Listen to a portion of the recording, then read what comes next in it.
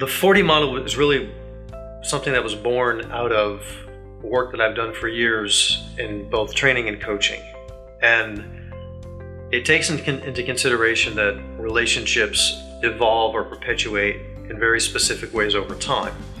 So the model is rather simple. It's not overly complex. The four dimensions as defined in the model are contact, which means that all relationships initiate and perpetuate through contact.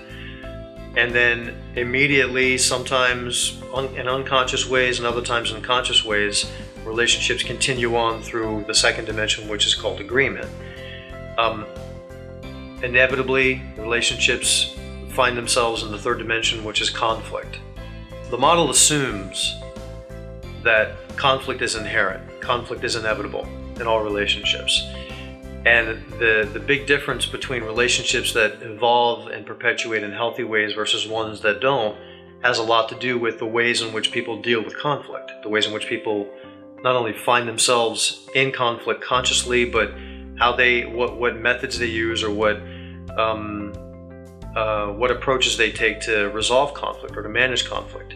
So as you go through the four dimensions, all of those first three, contact and agreement and conflict, the idea is that they're always present in one form or another, and they're all essential in many different ways as well. When a relationship recognizes that this is happening, the possibility for the fourth dimension becomes real. So the possibility is what we call partnership. Now, partnership has different interpretations. So the idea behind partnership within the model is that the best relationships are ones in which there are elements of synergy, cooperation, understanding, open, honest communication, forgiveness. So elements that we all sort of yearn for or look towards in our relationships, but we don't always have.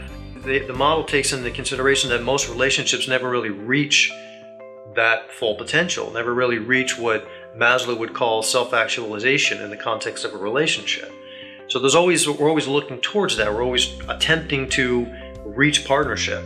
And in many cases, people are blind to what is in the way of realizing that potential, of getting to the point where they experience true cooperation and understanding and flexibility and synergy. So the model is really about, first of all, clarifying those elements within a relationship, but more importantly, giving people specific and precise ways to enhance all of those dimensions.